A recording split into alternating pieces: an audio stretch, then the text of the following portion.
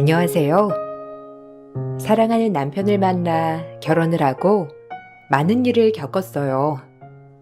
제 인생은 그저 평범할 거라고 늘 생각했었는데, 인생은 생각한 대로 흘러가지 않는다는 말이 딱 들어맞았죠. 남들이 다 하는 평범한 연애를 하고 결혼을 했지만, 남편은 가부장적인 사람이었어요. 그래도 내 가족밖에 모르고 어디서나 당당한 남편에게 이끌려 그렇게 한 결혼이었고, 결혼하고 아이를 낳았지만 단 한 번도 육아나 집안일에 전혀 도움을 주지 않는 남편이었습니다. 전 그게 당연한 줄 알고 여태까지 살았었고, 그런 남편이 간혹 야속할 때도 많았는데, 남편보다 저에게 더한 건 아들 하나 있는 유세로 온갖 구박을 다하던 시어머니의 시집살이였어요. 우리 주말에 유성이 데리고 에버랜드나 다녀오자. 유성이가 학교 갔더니 친구들이 그렇게 자랑을 하더래.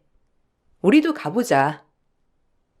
그런 건 집에 있는 네가 알아서 신경 써야지. 모처럼 쉬는 날 내가 꼭 그런 것까지 해야 하냐? 남자가 돈 벌어다 주면 알아서 집안 내조를 해야 할 거 아니야. 애들이야 내버려두면 알아서 클 건데 꼭 그거 한마디 한마디에 신경을 써 쓰기를. 유성이 나 혼자 낳았어? 당신 아들이기도 해. 그리고 이렇게 아무것도 안 할 거면 결혼은 왜 했고 아이는 왜 낳은 거야? 남자 알기를 개똥으로 안 하구먼. 내가 밖에 나가서 얼마나 고생하는데 지금 집안에서 바가지 긁는 거야? 안 되겠네. 맞잖아. 내 말이 틀려? 다른 집 아빠들은 일 다녀와서도 자식들이랑 시간도 많이 보내준다는데, 자기는 어쩌다 애가 아빠랑 놀고 싶은 신용하면 피곤하다는 기색. 알아서 저기서 놀라고나 하고. 나한텐 괜찮지만 유성이는 아직 아이잖아. 나 어릴 땐 그런 거 없어도 알아서 잘 컸어. 그리고 너 생활비 좀 아꼈어. 가계부 가져와봐. 어디에 뭘 쓰나 좀 보게. 여기서 더 아껴 쓰라고? 너무한다. 나 자기가 주는 돈 쪼개서 쓰는 거 알잖아. 내 것도 안 사고 안 입고 하는 건데.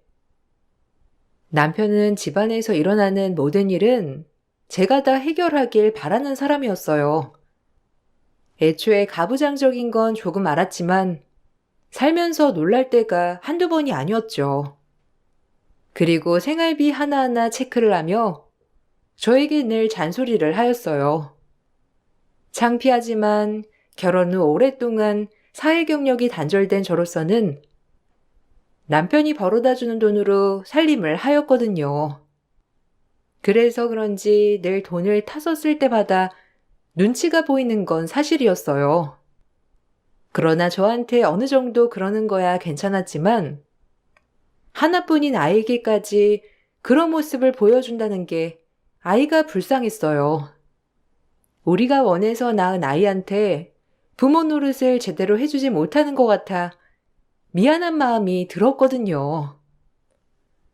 얘, 밖에 나가서 힘들게 일하는데 넌 꼭 집에 와서 바가지를 긁어야겠니? 이래서 뭘 보고 배운 게 있어야 집에서도 내조를 잘하지. 너네 엄마가 너 그렇게 가르치던? 하여튼 아빠 없이 자란 티를 꼭 이런 데서 낸다니까. 우리 아들 바가지 그만 긁어. 어머님, 여기서 제 아빠 얘긴 왜 나와요? 어려서 돌아가시고 저 역시 마음의 상처가 큰데 그런 말씀 안 해주셨으면 좋겠어요. 내가 이런 말 안 하게 네가 잘해야 할 거 아니야? 전 병철이가 너랑 결혼한다고 왔을 때 내가 양친 부모 다 있냐고 그것부터 물어봤다. 그게 얼마나 큰 줄 알아? 이제 와서 이런 말 뭐하려 하겠냐만.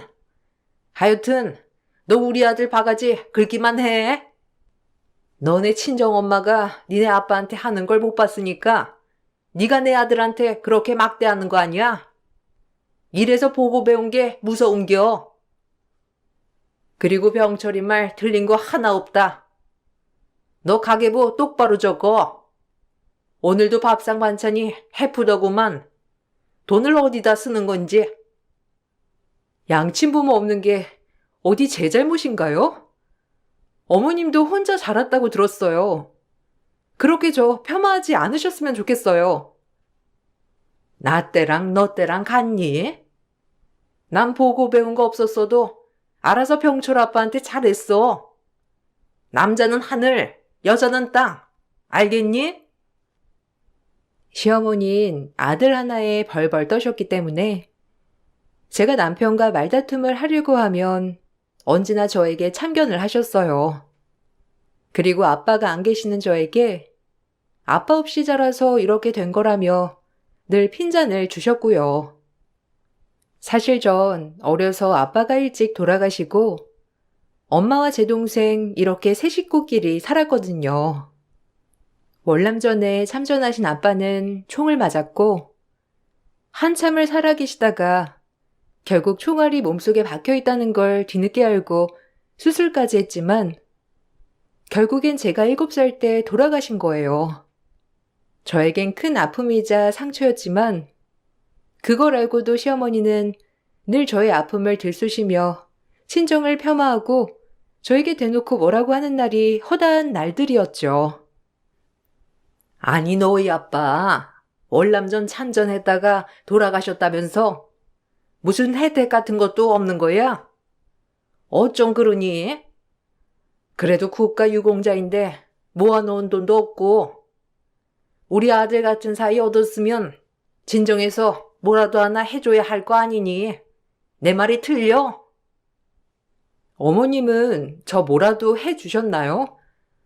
전 어머니 정말 엄마처럼 잘 따르고 잘 살고 싶어요. 그러니까 그렇게 말씀하지 마세요. 그리고 아빠 연금은 엄마가 관리하시는 거죠. 제가 이러쿵저러쿵 할 일이 있나요? 이제 이런 얘기 그만하고 잘 지내봐요. 아이고 아주 무섭다 무서워. 뭐만 하면 시엠이 저렇게 가르쳐대니 내가 뭔 말을 하겠어? 이제 며느리 눈치도 보랴? 잘 지내는 건 너하기 달린 거야. 집에서 네가 하는 일이 뭐야? 고분고분 내조하고 잘 보필 잘하면 그게 왔다인데. 에이구.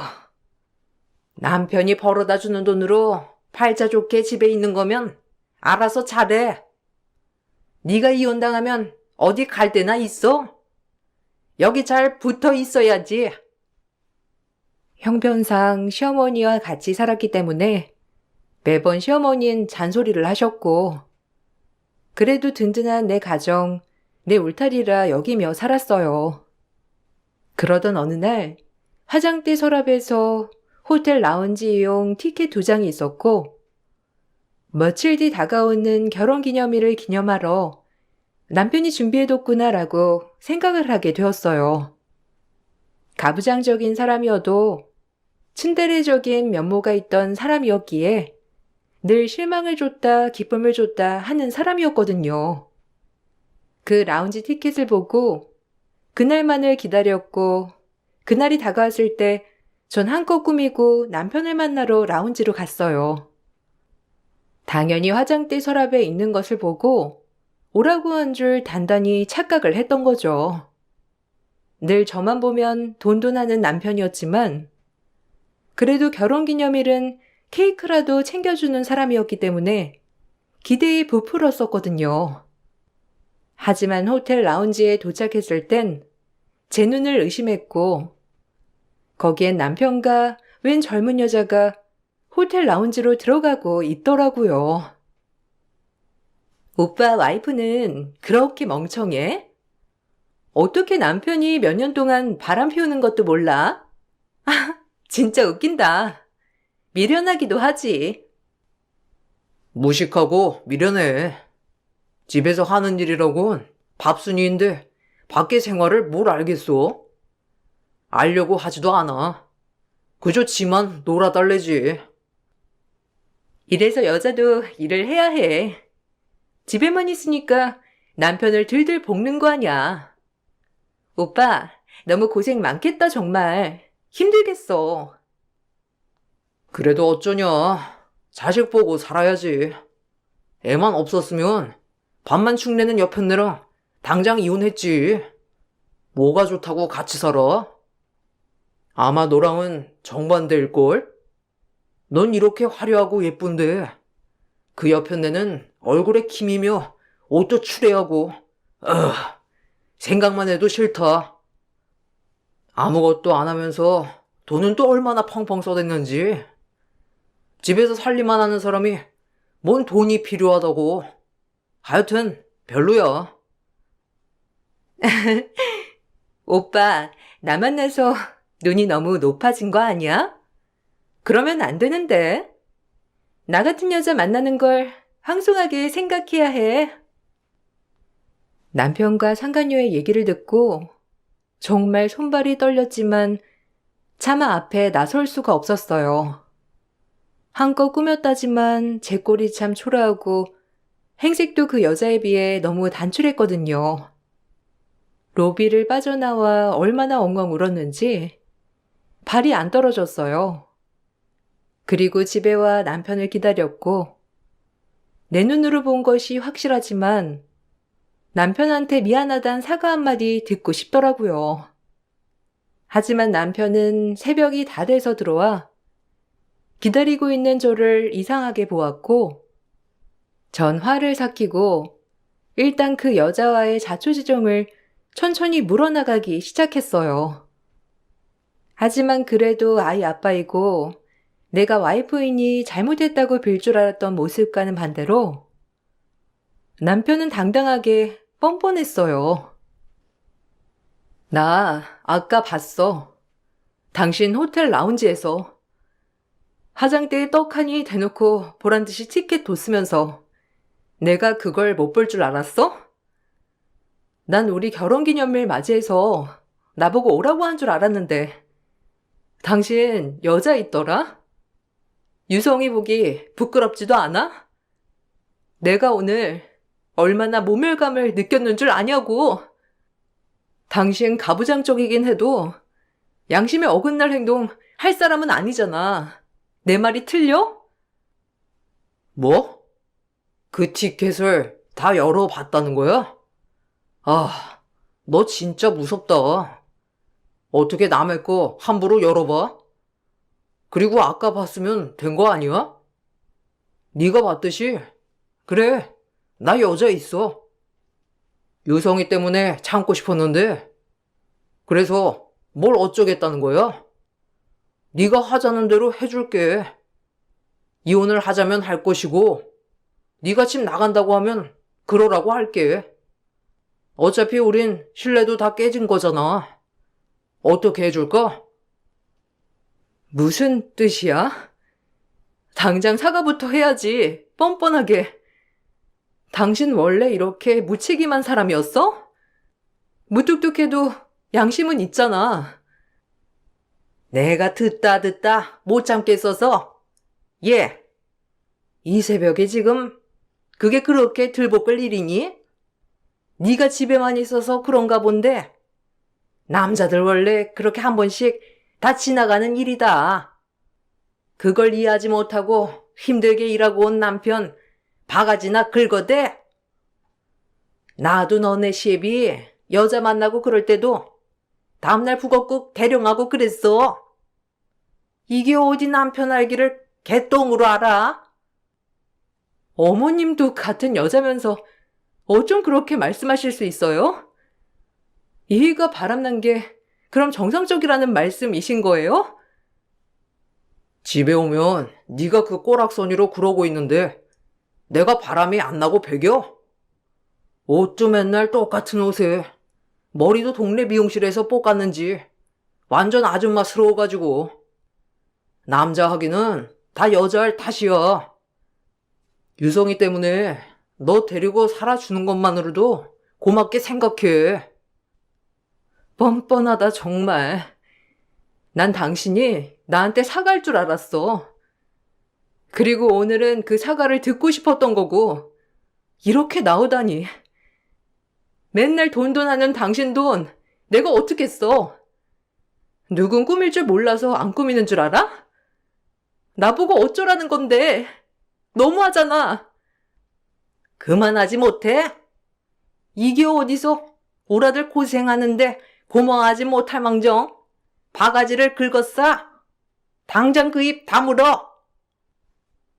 남편에게 크게 실망을 하고 더욱더 우울해지더라고요.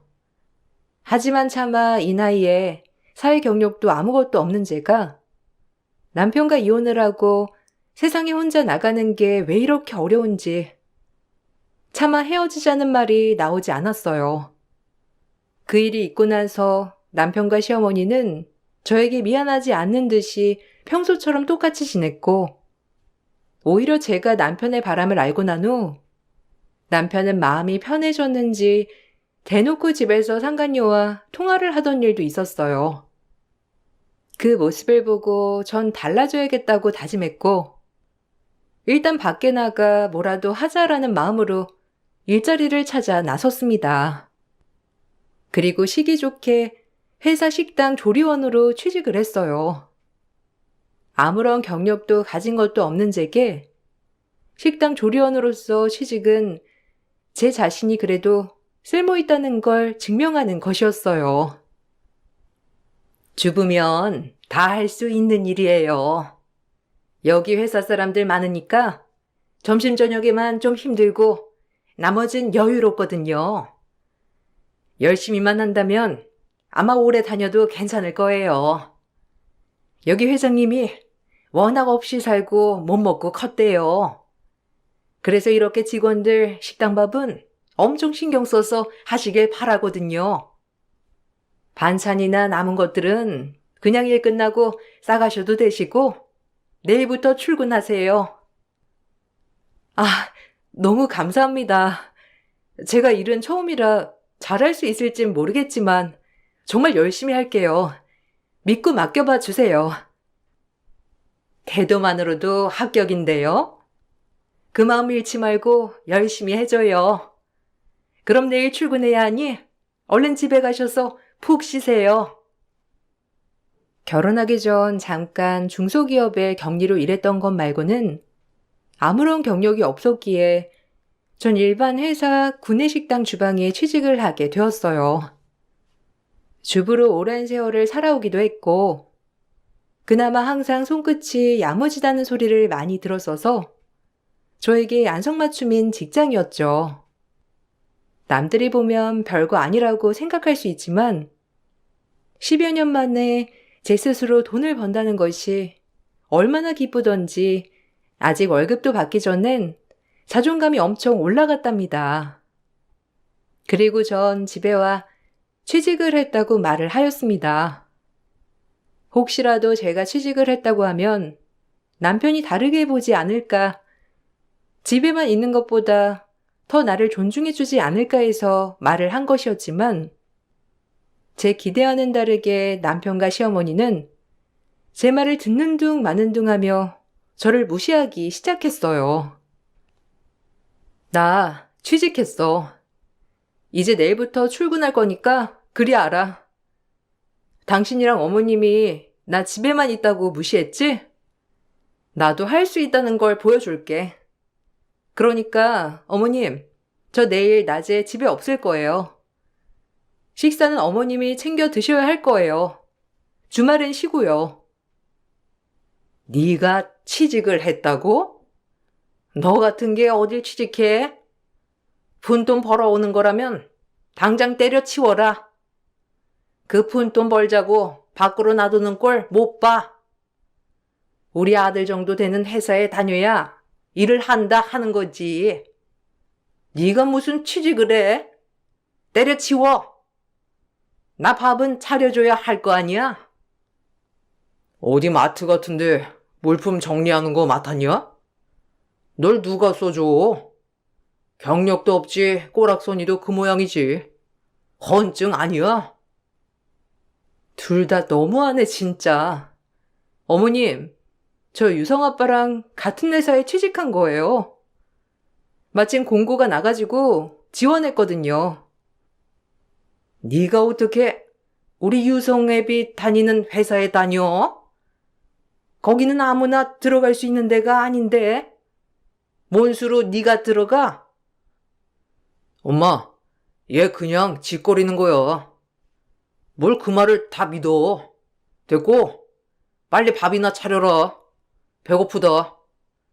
밥순이는 집이 제일 잘 어울리지. 너 우리 회사 들어오려면 스펙이 어느 정도 돼야 하는 줄은 알고나 하는 소리야? 우리 회사 하청이겠지. 참나, 그만 나불대라. 무슨 말을 해도 믿어주지도 않는구나.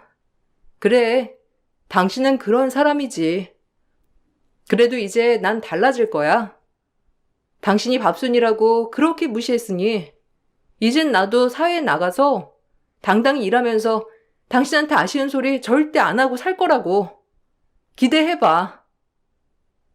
취직을 했다고 하자 남편과 시어머니의 코웃음, 그리고 무시뿐이었습니다.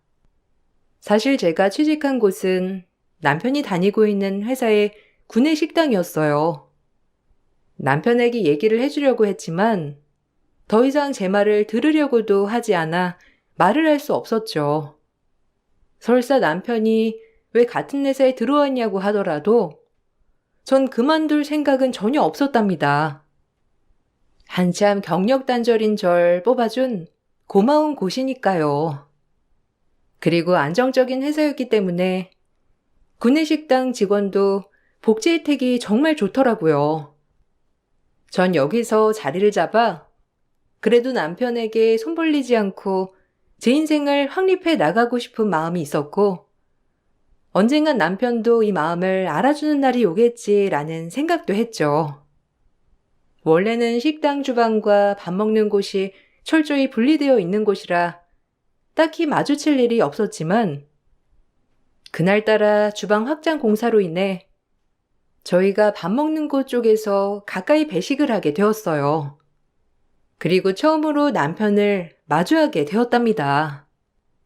남편이 저에게 한 모든 행동들은 있고, 그저 반찬이 남편이 좋아하는 장어 반찬이라는 기쁨에 사내 식당에서 일하다 장어를 듬뿍 올려주러 갔더니 제 모습을 보고 남편은 먹고 있던 식판을 뒤엎었고 너무 순식간에 일어난 일이라 놀라서 당황했어요. 그리고 남편은 제가 식당 직원으로 일하는 것이 창피했는지 막말을 쏟아내기 시작하며 저를 사람들 앞에서 핀잔을 주었어요. 네가 왜? 아니, 이제 하다 별? 야, 나 거지 같은 거랑 산다고 광고 아니야? 지금 이게 뭐 하는 거야? 네가 돈 번다는 게 식당 아줌마였어? 할 거면 조용히 할 것이지. 창피하게 여기서 나 아는 척을 왜 해? 내가 어떻게 쌓은 회사 이미지인데? 아니, 아유, 그래도 그렇지. 와이프분 민망하게 너무하신 거 아니에요? 아유, 저기 괜찮으세요? 아우, 이거 제가 좀 같이 치울게요. 아이씨, 그냥 둬. 지가 치우게. 어디 할 짓이 없어서 날 쫓아 여길 취직해? 그것도 나랑 격 안 맞게 식당 아줌마라니. 당신 너무한 거 아니야? 거지 같은 거? 나 당신 와이프고 유성이 엄마야. 꼭 그렇게 얘기를 해야겠어? 하, 너무한다 진짜. 내가 왜 나와서 일하는데 그놈의 돈.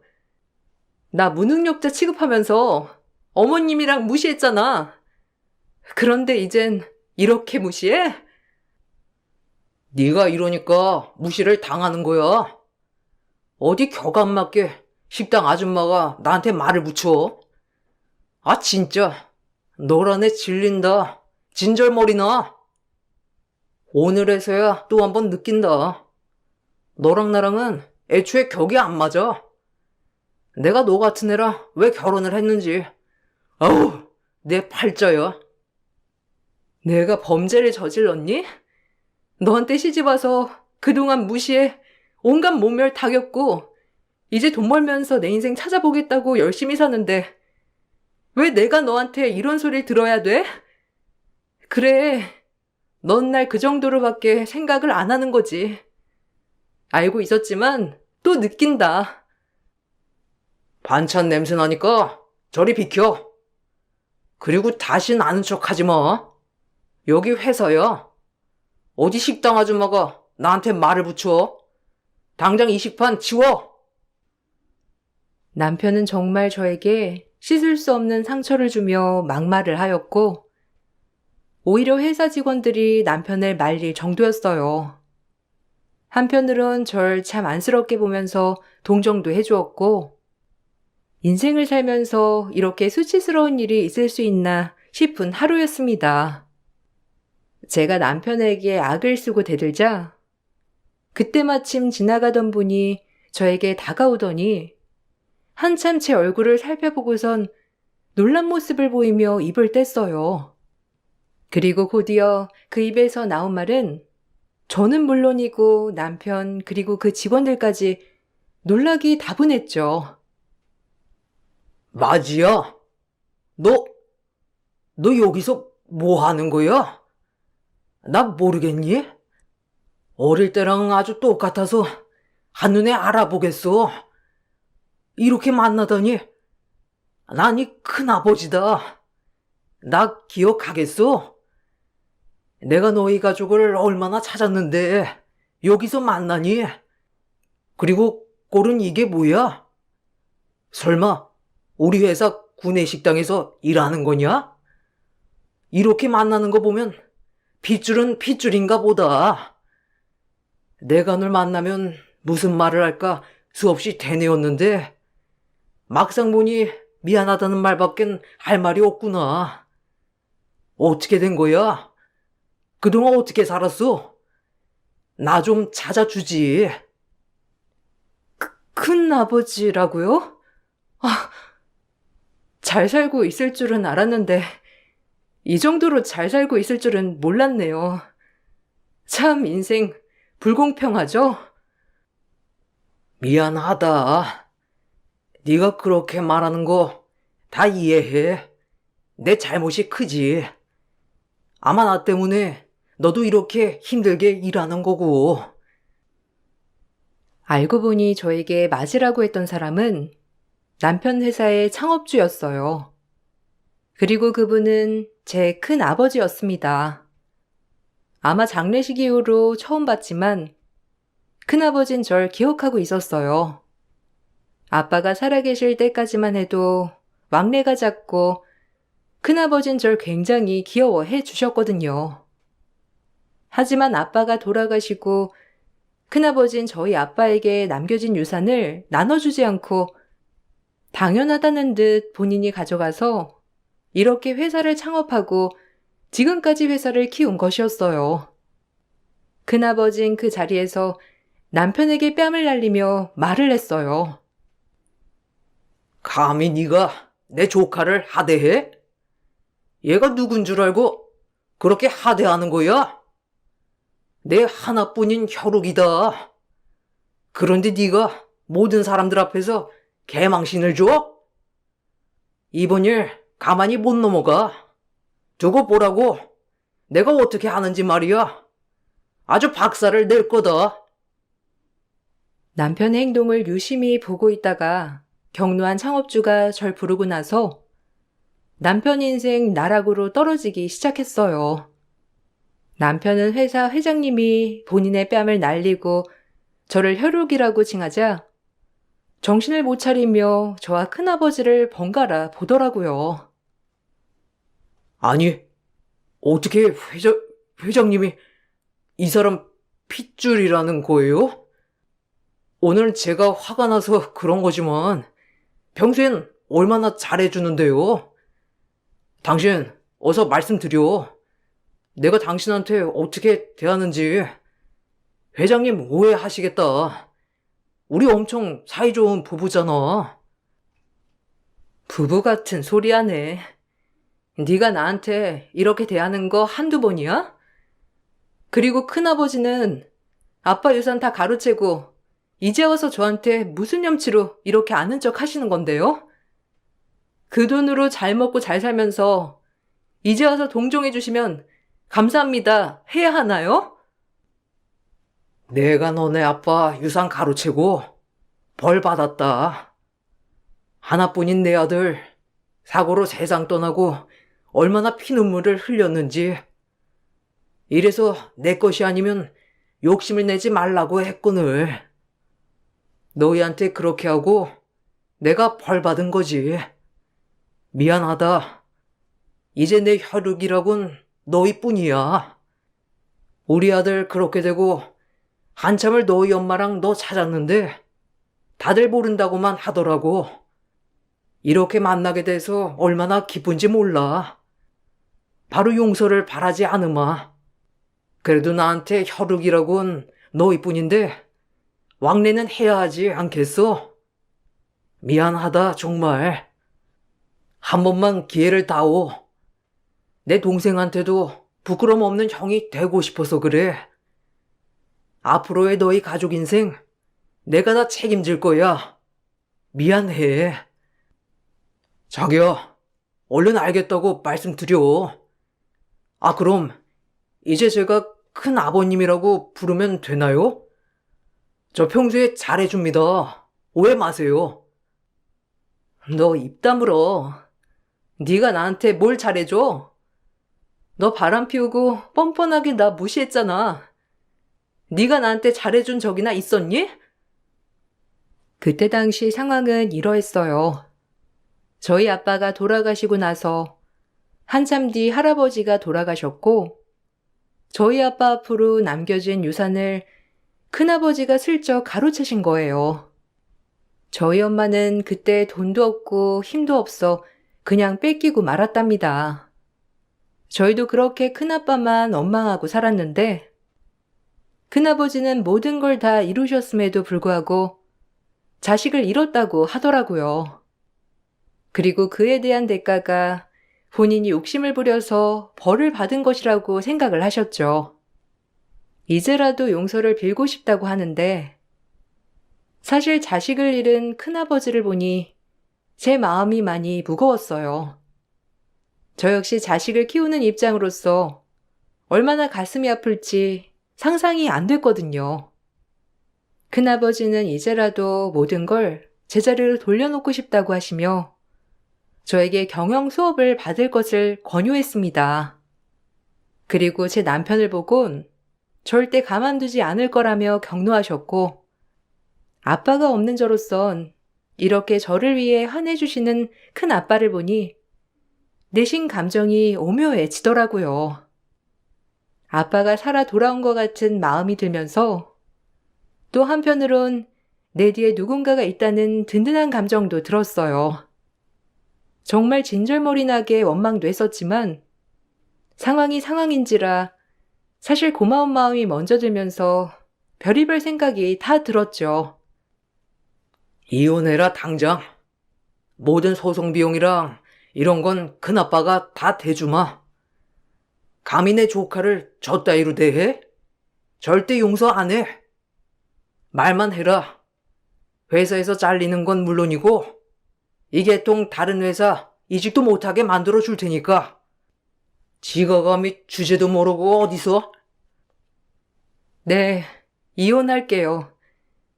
어떻게 보면 이것도 제 기회 같네요. 당신 들었지? 그래, 거지 같은 거랑 살기 싫으니 이제 이혼해 줄게. 당신이 보는 것처럼 든든한 뒷배도 생겼겠다. 이제 내가 겁날 게 뭐가 있어? 인생 참 새옹지마라더니 내가 이렇게 될 줄 누가 알았겠냐고. 유성이 양육권, 친권 다 내가 가지고 올 거고 당신이랑 상간녀도 가만 안 둘 줄 알아. 이제 기대해봐. 내가 어떻게 하는지. 아니, 저기 회장님. 제 말 좀 들어보세요.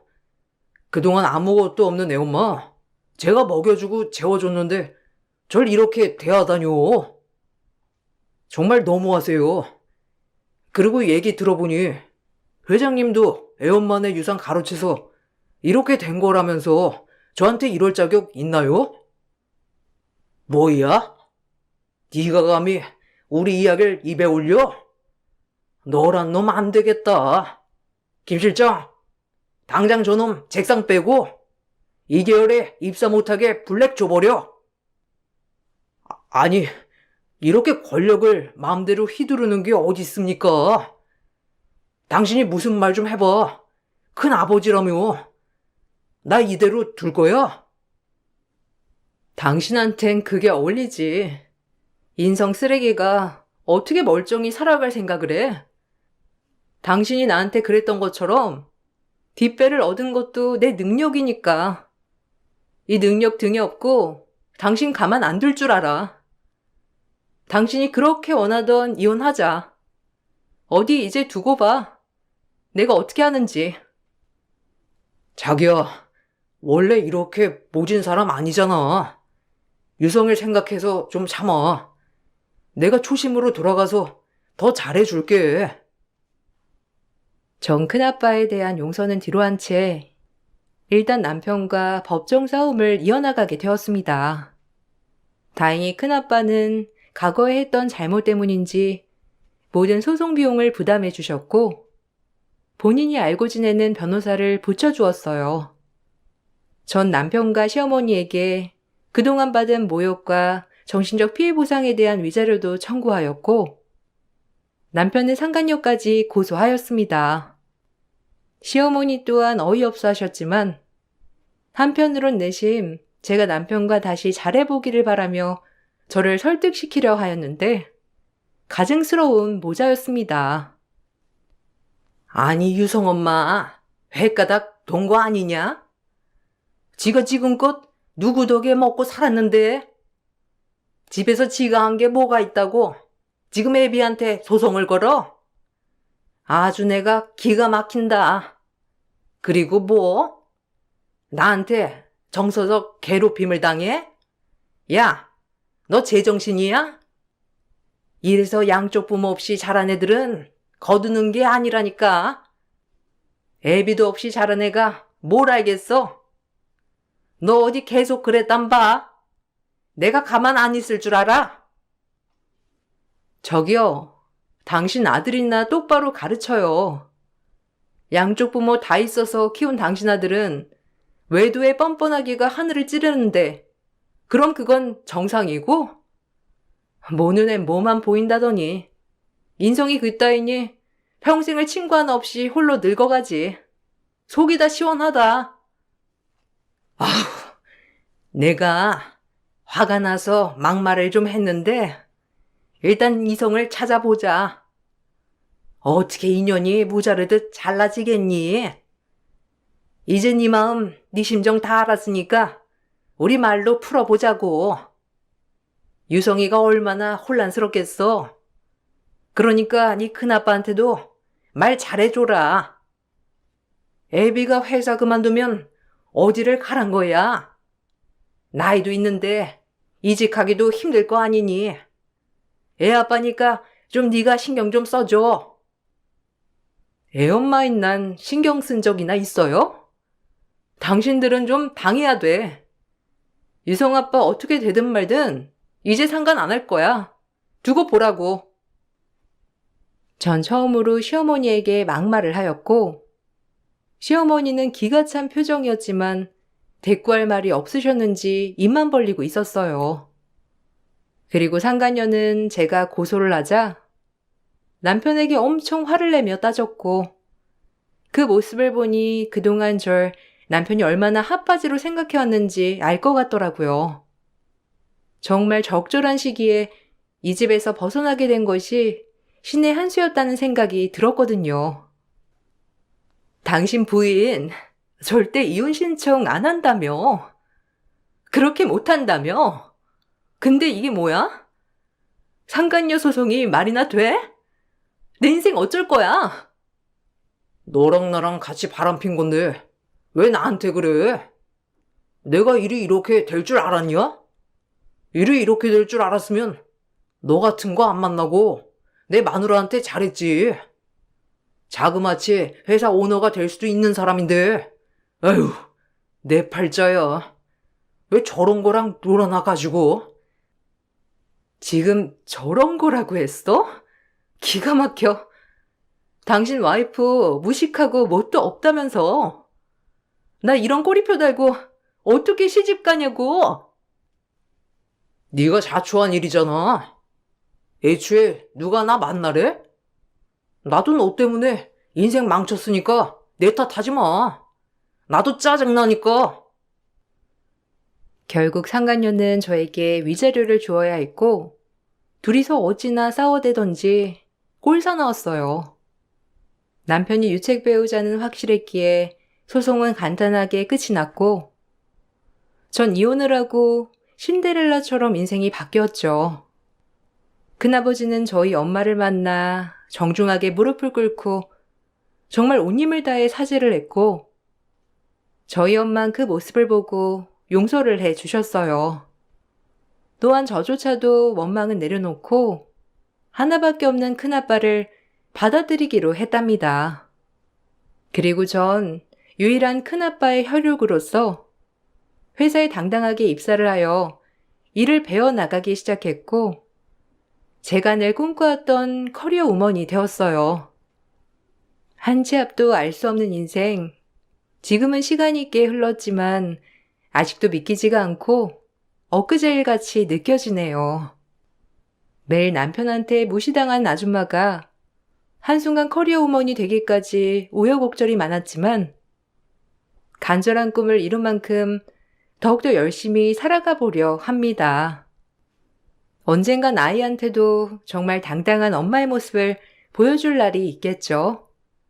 큰아빠도 아직은 모든 앙금이 풀린 건 아니지만 지난 과거를 반성하듯 큰아빠는 저희 가족에게 엄청나게 희생을 하고 계세요.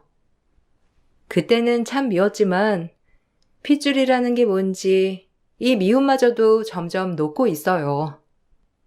무엇보다 제가 새 인생을 살 수 있도록 도와주신 분이니까요. 여러분, 정말 인생이란 알 수 없는 것 같아요. 앞으로 어떤 일이 펼쳐질지는 모르지만 지금보다 더 행복한 날들만 있을 거라 생각하며 글을 마칠게요. 감사합니다. 안녕하세요. 저는 경기도 평택에 살고 있는 40대 여자입니다. 최근에 제 딸한테 문제가 좀 있어서 병원을 자주 다니고 있어요. 지금은 그래도 많이 좋아진 편이지만 불과 얼마 전까지만 해도 전혀 상상하지 못했던 사건이 있었습니다. 저는 남편과 맞벌이를 하고 있었어요. 그러다 보니 제 딸아이는 날마다 시댁에서 시모와 함께 지내고 있습니다. 제 딸도 시모와 함께 지내는 거에 거부감을 느끼지 않고 아주 잘 지내고 있었어요. 그런데 자주는 아니고 아주 가끔씩 그림을 그려온 적이 있었는데 그때마다 제 눈에 들어오는 한 사람의 모습이 그려져 있었습니다. 시모와 남편이 그려져 있었는데 한쪽 구석에 아주 작게 여자로 보이는 한 사람을 그려놨었어요. 그래서 그림 안에 손톱만큼 작은 사람은 누구냐고 물어봤는데 아무 말도 하지 않더라고요. 그림 풍경을 보니 집안인 건 확실해 보였는데 그림 속의 인물이 누군지는 알아낼 수 없었습니다. 처음으로 보게 된 작은 사람의 그림을 보고 있던 저는 창밖에 멀리에서 걸어다니는 사람으로 보이길래 지나가는 한 사람을 그린 건 줄 알았어요. 그런데 시댁에만 가면 한두 번도 아니고 몇 번씩이나 같은 그림을 그려오길래 뭔가 느낌이 안 좋아지기 시작했어요.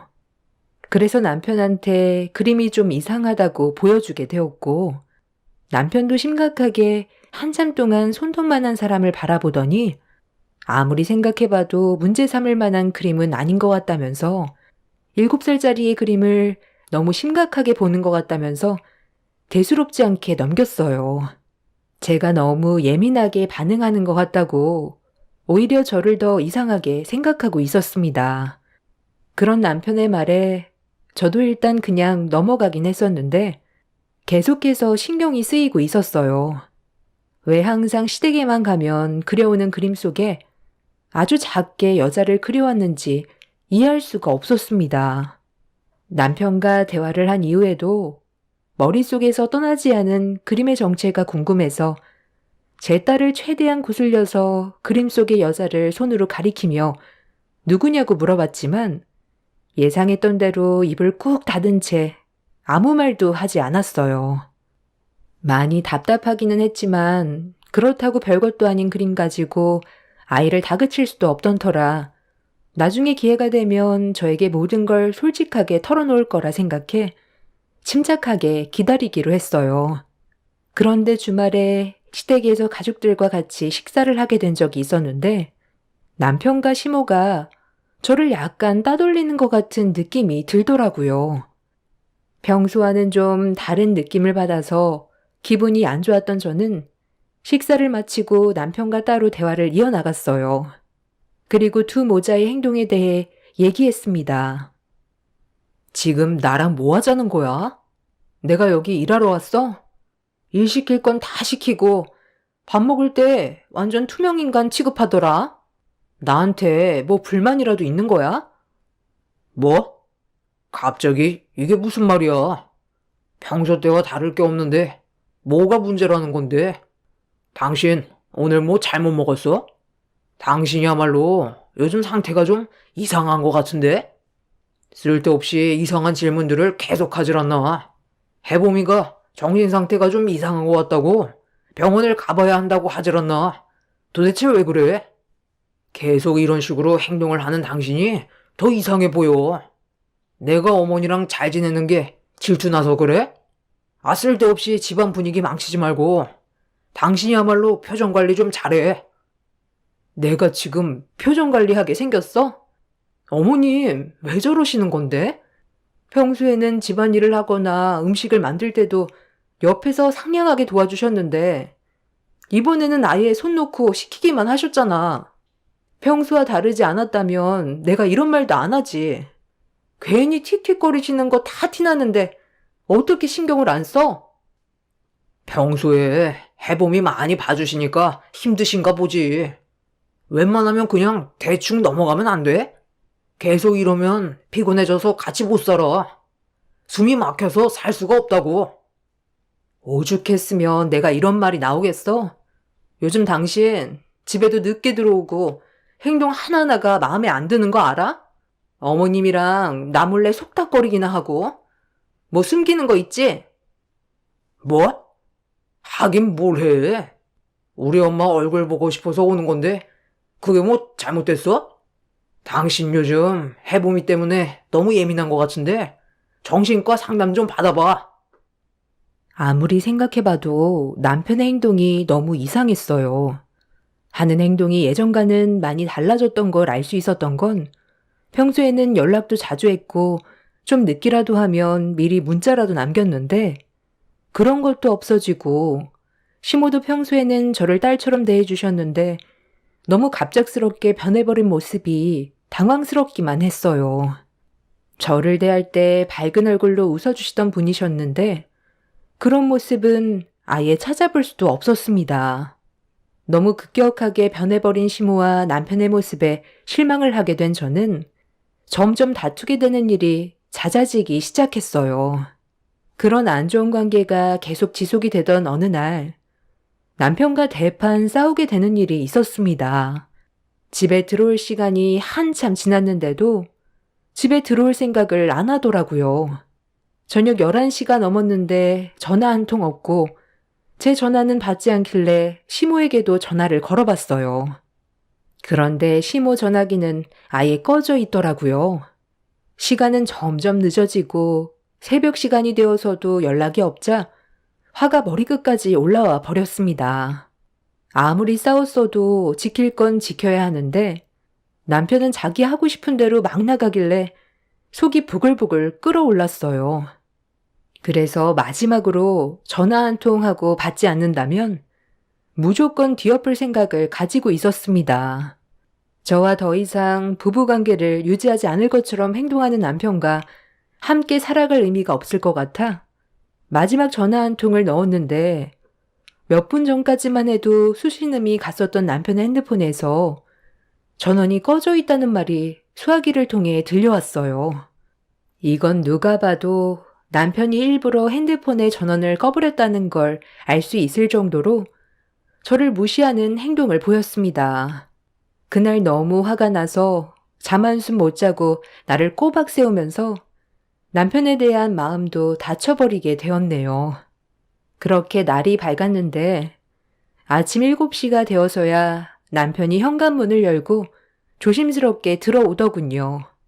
문틈으로 얼굴을 들이밀자마자 거실 테이블 위에 올려져 있던 두루마리 휴지를 남편을 향해 냅다 던져버렸어요. 제가 깨어있을 거라곤 예상하지 못했는지 깜짝 놀란 얼굴로 저를 바라봤어요. 너는 도대체 뭐 하는 놈이야? 지금까지 연락 한 통 없이 어디서 뭘 하다가 이제야 기어 들어오는 건데? 얼굴이 완전 녹초가 돼서 당장 쓰러질 것처럼 헬쑥해졌네.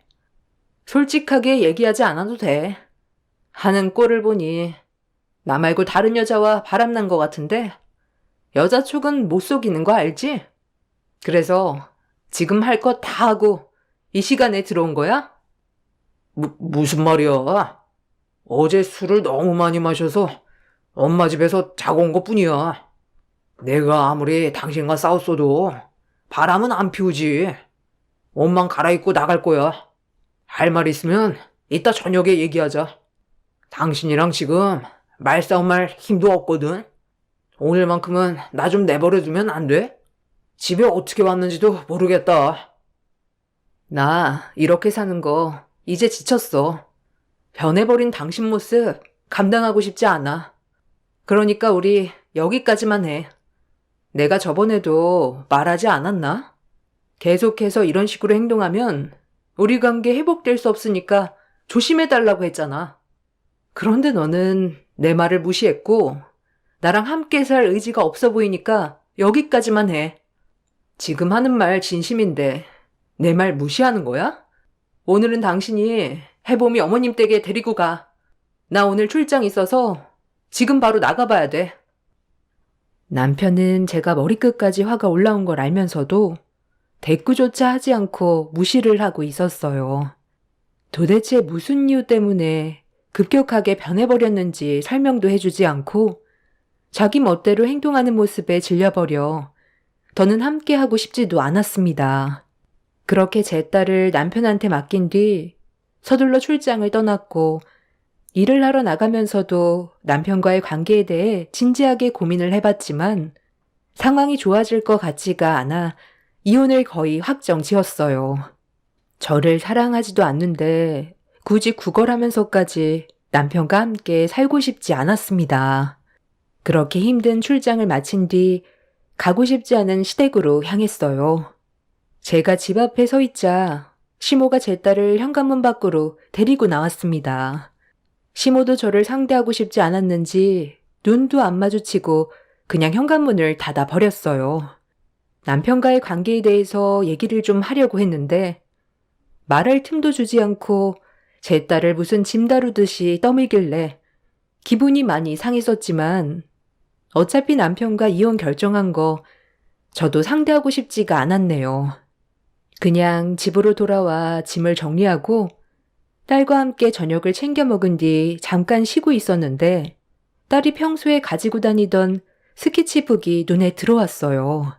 최근에 남편과 시모 때문에 제 딸을 제대로 신경을 써주지 못해 잠깐 잊고 있었던 그림을 확인해 보려고 스케치북을 열었는데 항상 그리던 똑같은 그림과는 전혀 다른 그림을 그려놓았는데 작게 그려놓은 여자가 안 보이고 집안의 풍경만 보이길래 작게 그린 여자는 어디 갔냐고 물어보니 아빠랑 할머니랑 비밀놀이하고 있어서 여자는 그리지 않기로 약속했다며 이상한 말을 늘어놓았습니다. 딸의 말을 듣자마자 뭔가 느낌이 안 좋았던 저는 딸이 평소에 좋아하는 간식을 건네주면서 조심스럽게 대화를 이어나갔는데 하루 동안 딸이 시댁에서 생활하면서 있었던 일에 대해 설명하는 순간 경악을 금치 못했습니다. 전혀 예상하지 못했던 전개가 펼쳐져 버려 너무 큰 충격을 받았어요. 그동안 제가 딸에게 정신적인 상처를 준 것 같아 마음이 찢어질 정도로 아파졌고, 분노를 참지 못한 상태로 그날 집과 2시간 거리인 친정에 딸을 맡긴 뒤 시댁으로 향했습니다. 그렇게 정신없이 시댁에 도착해 현관문 앞에 멈춰선 뒤 초인종을 누르려는데, 그 순간 충격적인 소리를 듣게 되면서 온몸이 얼음처럼 굳어버렸어요. 시댁에서 울려 퍼지는 소름 돋는 목소리에 들어갈 용기가 나지 않았어요. 눈앞에 펼쳐진 광경을 목격하게 되면 엄청난 정신적 충격에서 빠져나오지 못할 것 같아 너무 두려웠는데, 남편의 목소리가 현관문 틈 사이로 새어 들어왔습니다. 시모와 둘이서 나누는 대화 소리는 인간이 할 짓이 아니었어요. 제 딸에게 비밀놀이라고 얘기하면서 그동안 저질렀던 행동은 인간으로선 도저히 용납이 되지 않는 행동이었습니다. 더 이상 참아봤자 달라지는 건 없었기 때문에 현관문을 열고 급습을 하자 시모와 남편이 그 자리에 멈춰서서 온몸이 굳어버린 채로 저를 바라보고만 있었는데, 남편의 품에는 태어난 지 얼마 되지 않았던 아이가 안겨 있었어요. 이게 비밀놀이였어? 그래서 내 딸을 그렇게 힘들게 했던 거야? 어떻게 당신이 나 몰래 이런 말도 안 되는 일을 저지를 수가 있어? 그 아이 당장 안 내려놔? 당신이 이 시간에 여긴 왜 온 거야? 내가 다 설명할 테니까 일단 진정 좀 하고 자리에 앉아서 얘기해. 우리 시우 이제 막 겨우 잠들었는데 이러다 깨겠어. 우리 시우? 깨면 왜 안 되는데? 내 딸한테는 그런 씻을 수 없는 상처를 줘놓고 그 아이는 상처받으면 안 돼? 애 엄마 어디 갔어? 당장 내 앞에 세워놔. 얘, 너 조용히 하지 못해? 내 아들이 방금 말했잖아. 우리 손자가 겨우 잠이 들었는데 너 때문에 깨버리면 너 언제 재우라는 거야? 조용히 말해도 되잖니? 그 입 찢어버리기 전에 다물어. 너희가 내 딸한테 한 짓을 생각하면 이 집을 불질러버리고 싶을 정도로 화가 나는데 지금 겨우 참고 있는 거 안 보여? 비밀놀이? 내 딸한테 비밀놀이라고 얘기해놓고 저기 있는 작은 창고에서 나오지 못하게 만들었다며? 배고프다고 하면 먹을 거 집어넣어주고 내가 오기 전까지 처박아 놨다면서. 창살로 되어 있는 저 창고에서 혼자 있는데 얼마나 무서웠으면 애가 말도 못하고 정신 상태까지 이상해졌겠냐고. 네가 사람이야? 어떻게 애 아빠라는 사람이 저 좁은 창고에 내 딸을 넣어놓을 수가 있어? 그녀는 어디 있어? 당장 내 앞으로 나오라고 해. 너 죽고 나 죽고 오늘 아주 다 끝장을 낼 줄 알아. 제가 두 모자에게 이성을 잃을 만큼 분노를 하게 된 이유는 제 딸에게 저질렀던 행동 때문이었어요. 사건의 발단은 제가 그동안 아이를 돌보다가 회사를 복귀하게 됐는데, 그때부터 저희 집과 가까운 시댁에 맡기게 되었고, 시모가 어린이집에 데려다 준 뒤 끝나면 데리고 오는 시기였어요. 그런데 이런 상황에서 남편이 저 몰래 다른 여자를 만나고 있었던 거였고, 아직 어려서 남편이 바람 피우고 있다는 사실을 전혀 인지하지 못한 제 딸은 남편과 시모가 시키는 대로 행동했던 거였어요. 남편과 눈이 맞은 상간녀가 제 딸이 방 안에서 돌아다니는 게 꼴보기 싫다고 안 보이는 곳으로 치우라고 하자 두 모자가 제 딸을 밖이 보이는 창고에 가둬둔 거였습니다. 그림 그리는 걸 좋아했던 딸에게 스케치북 하나 던져주곤 제가 올 때까지 창고에 계속 넣어둔 거였어요. 화장실 갈 때 빼곤 음식 먹는 것까지 창고에서 해결을 했던 거였죠. 창고 문이 빗살문으로 되어 있어서 거실 풍경이 보이는데 한쪽 구석에 자리 잡혀 있던 창고라 제 딸은 그 안에서 가족들이 왔다 갔다 하는 그림을 그렸던 거였어요. 그리고 거실을 활보하던 상간녀에 대한 안 좋은 기억으로 남아버린 딸은 멀리에 보이는 상간녀를 아주 작은 여자로 스케치북에 그림을 그려넣은 거였습니다. 그리고 제가 그림에 문제가 있는 것 같다고 얘기하고 난 뒤에 남편과 시모가 제 딸에게 그림 그리는 건 좋은데 여자 그림은 그리지 말라고 했던 거였어요. 그때부터 여자의 그림을 한동안 그리지 않았었는데 제가 제일 마지막에 보게 된 그림 속에는 남편이 한 아이를 안고 있는 그림이었고 그걸 본 저는 경악을 했던 거였습니다. 딸한테 맛있는 간식을 손에 쥐어주면서 남편과 시모가 어떤 비밀놀이를 하고 있었는지 좋게 구슬려서 대화를 이어나갔는데 남편과 함께 들어온 여자의 품에 아이가 안겨 있었다는 말을 시작으로 그 아이가 남편과 여자 사이에 태어난 아이였다는 것까지 전부 다 파악하고 있었습니다. 신경 쓰지 않는 척 하면서도 창고 안에서 모든 걸 전부 다 지켜보고 있던 거였죠. 그런 말을 제 딸에게 들었을 때 제 속이 어떻게 안 뒤집어질 수 있겠어요. 그렇게 남편과 시모에게 목소리 높여 난리를 치자 2층에서 짜증 섞인 여자의 목소리가 들려왔습니다. 전원주택에서 살던 시모는 2층이 보수 공사를 하고 있어서 올라가지 못하게 했었는데 왜 그랬었는지도 뒤늦게 알 수 있었네요. 아니, 1층이 왜 이렇게 시끄러워? 여보, 여보! 내가 우리 시우 겨우 재웠다고 깨지 않게 조심하라고 했잖아. 이때 놓치면 하루 종일 쉴 틈 없는데 어머님도 조용히 좀 해달라고 했잖아요. 너냐? 나 몰래 이놈이랑 바람 피운 게 너야? 오늘 잘 걸렸다. 그동안 이 인간들이 나를 왜 투명인간 취급하나 했는데 이 집에 네가 살고 있었냐? 저번에 내가 2층에 올라가려 했는데 어머님이 강하게 막더라니. 보수공사 중이라 위험하다면서 끝까지 올라가지 못하게 하길래 내가 다칠까봐 걱정돼서 그러는 줄 알았더니 네가 2층에서 생활하고 있었던 걸 걸릴까봐 그게 두려워 숨기고 있었던 거야? 그런데 이거 어쩌냐? 벌써 너희 존재를 다 알아버렸는데 오늘 다 같이 죽어보자. 당장 안 내려와? 너까짓 게 감히 가정이 있는 사람을 건드려? 너 때문에 내 딸이 창고에서 하루 종일 처박혀 있었던 걸 생각하면 피가 거꾸로 솟아올라. 아니 저 여잔 또 언제 왔대? 여보, 저 여자 왔으면 나한테 인기척이라도 해줬어야지. 그래서 뭐 어쩌라는 건데? 지금 상황 파악이 전혀 안 돼? 여기에 너 편이 있을 것 같아? 이미 나는 이 집의 며느리로 인정받으면서 살아가고 있어. 며느리로 인정받아서 2층에 몰래 숨어 살고 있었냐?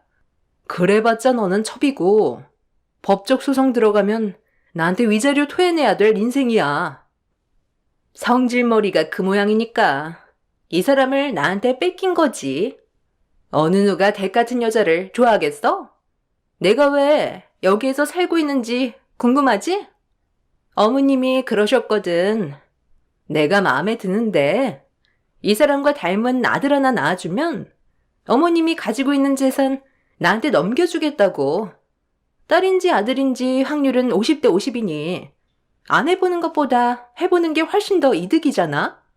그래서 어머님 부탁대로 이 사람과 댁몰래 따로 만나면서 서로 뜨겁게 알아갔고 좋은 관계를 유지하다 보니 자연스럽게 잠자리까지 이어지게 됐네.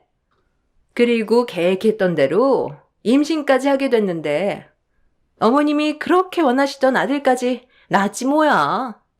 그러니 내가 안 이쁘겠어? 반대로 댁은 이제 짐스럽게 느껴지겠지.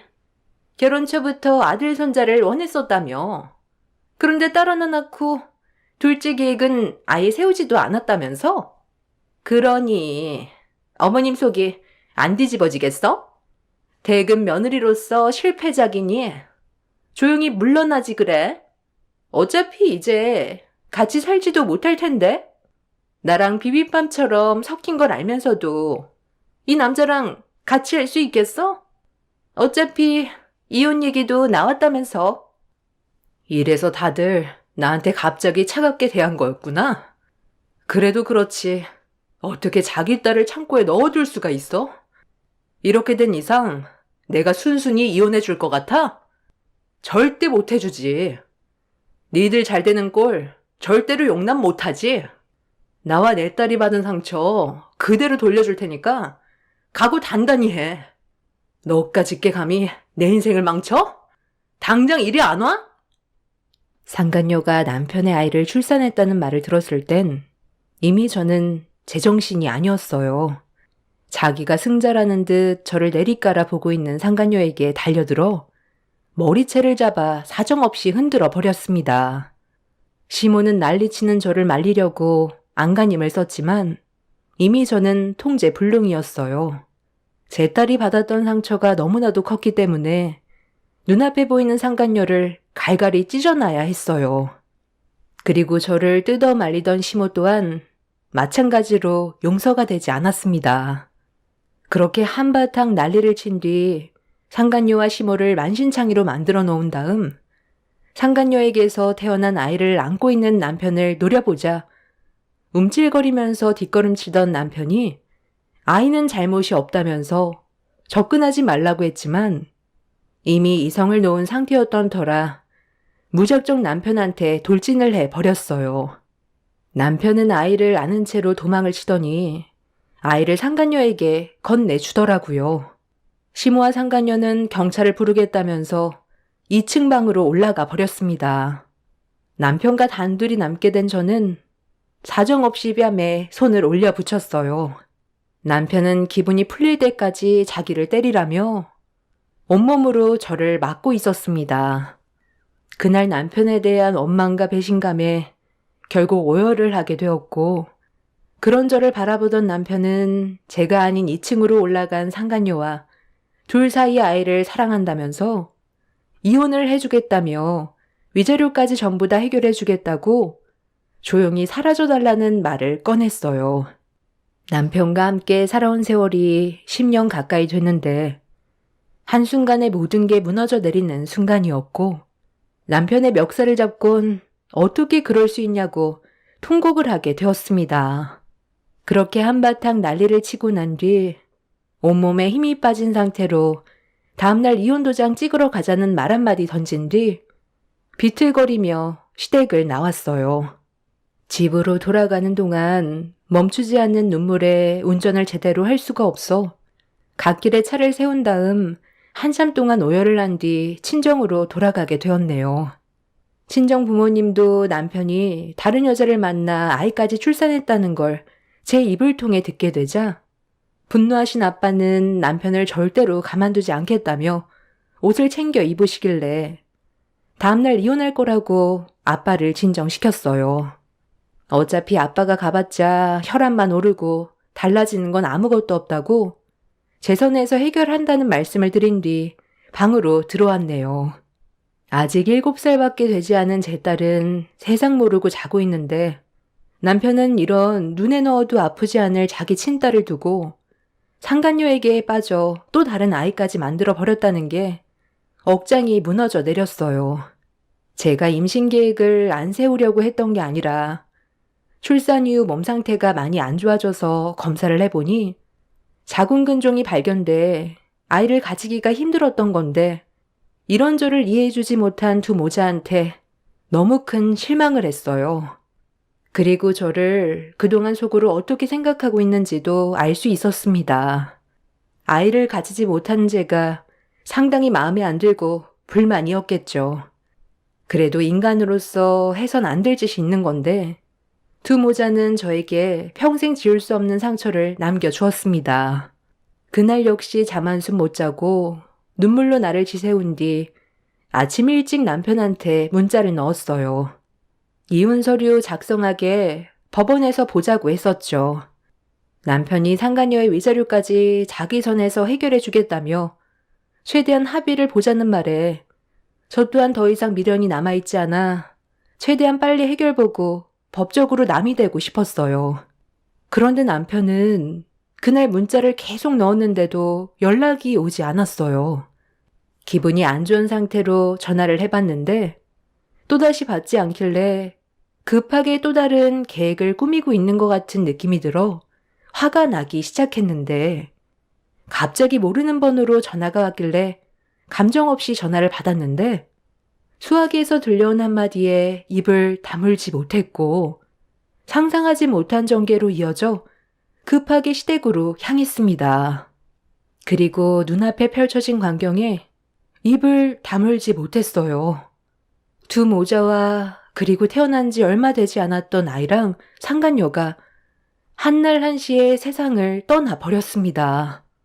어떻게 된 상황인지 전혀 파악을 하지 못한 저는 담당 형사에게 물어보니 가스 보일러 연통이 막혀서 일산화탄소 중독 사고로 숨을 거두게 된 것 같다는 충격적인 말을 듣게 되었습니다.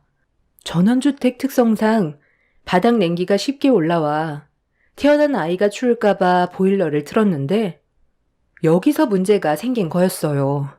보일러를 작동시키기 전에 미리 연통 청소를 하고 점검을 했어야 했는데 사고를 미리 예방하지 못한 시모는 결국 모두 참변을 당하게 되는 사고를 만들게 된 거였습니다. 불과 몇 시간 전까지만 해도 한바탕 난리를 쳤던 인간들이었는데 한날 한시에 숨을 거두게 된 모습을 보니 너무 당황스러웠어요. 두 모자와 상간녀가 떠난 건 정말 잘된 일이었지만 태어난 지 얼마 되지 않았던 아이까지 떠나버렸다는 건 안타까운 일이었습니다. 그 아이한테는 죄가 없었는데 시기가 안 좋아서 꽃도 피워보지 못한 채 떠나버려 마음이 안 좋더군요. 결국 갑작스럽게 두 모자의 장례가 진행되었고 상간녀는 그 집안 식구들이 아이와 함께 장례를 치르게 되었습니다.